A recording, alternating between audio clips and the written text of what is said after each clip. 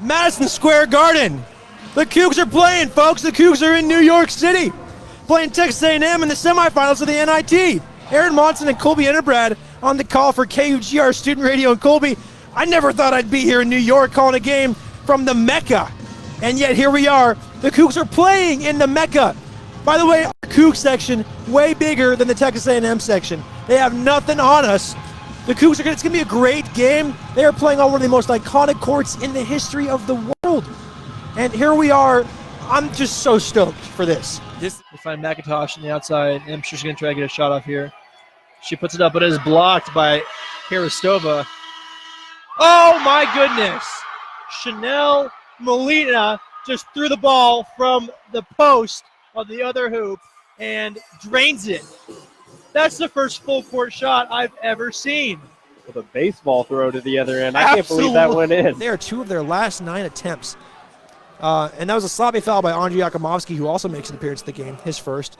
And when Andrei Yakimovsky starts to heat up for the Cougs, that's when it starts to get interesting, because he cannot miss from behind the arc when he starts shooting well. Yep, absolutely. Texas A&M ending an 0-for-5 field goal drought with that and one shot. Here's the free throw. Bricks it off the top. My gosh, Texas A&M has yet to make a free throw off of 4 attempts, I believe. And here's Tyrell Roberts, the ball top of the key for the Cougs. Finds Noah Williams, looking around in the post. Does not find anybody. Mike Flowers finds Yakimovsky. Pump fakes, drives into the basket. Finds Noah Williams, open for 3 in the corner. Does he make it? And he's fouled. He's going to go to the charity line with Noah that. Williams is going to get 3 free throw attempts. And Noah Williams shoots great free throws, but he's got to make all 3 of these to just really make an impact. And he did flop definitely a little bit. It was there. He got a hand on it, but he also got a hand on Noah. So there was quite a bit of contact there by number 23 for Texas A&M. Noah Williams, a 70% free throw shooter on the season. He's going to make his first. Noah Williams, obviously one of the people on the Cougs that talks the most smack to other players. You see him get in the ear of Tyrese Radford on that replay. It's blocked by Bella Murakatete. A great shot blocked by Bella. Way to recover. Boy, great recovery. I know she kind of redeemed herself there a little bit.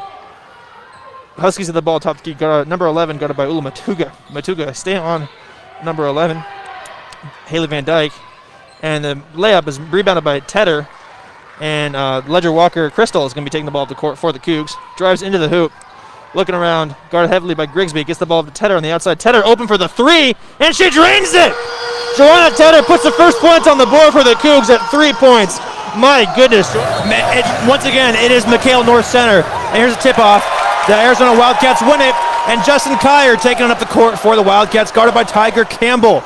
Dribbles to the side, finds Tubelis, guarded by Jaime Jaquez, drives into the basket, a lefty hook from Tubelis, and it rolls in. Arizona on the board first for the Wildcats, and that was a great take by Azulis Tubelis. Here's Dalen Terry looking around. A great pass to number 0, Benedict Matherin under the basket. Is unable to put that ball up. 5 seconds on the shot clock. We'll see what Matherin can do. And a step back from behind the arc, and it does not go in. Rims out, rebounded by Miles Johnson. Tie ball game, 20 apiece, 7 minutes 40 to go in the first half. Matherin is Cougs starting off in a man-to-man defense, and it seems to be working out quite well. Gets the ball at the top of the key, finds De Silva, guarded by Jazz Coons, who drives in. It's going to be an offensive foul! De Silva lowers his shoulder, and Jazz Coons takes the charge. Absolutely great defense by Jazz Coons. And it's going to be Cougar ball. My goodness, you just can't do that. When you lower your shoulder like that, it's almost always going to be a charge call. Mm-hmm. Exactly. And like these past few games, when the Cougs go into that 2-3 man defense, or the 2-3 zone defense, it does not seem to work very often. And you saw that very frequently against the Huskies when they lost to the second worst team in the Pac-12, which is quite embarrassing for the Cougs. But the zone defense didn't seem to work out super well. But coming off such a strong win against Cal, who, granted, is the worst team in the Pac-12. They've only won 3 games in conference. It was a convincing victory. It was a convincing victory, exactly, and especially with Noah Williams, who had 32 points and 24 alone in the first half, who absolutely that was his highest scoring game of his career here at Washington State. And you're hoping that, with players that you're playing against like Oscar De Silva, with 19 points per game, off to sort of a slow start here with 5 minutes. He doesn't have any points yet.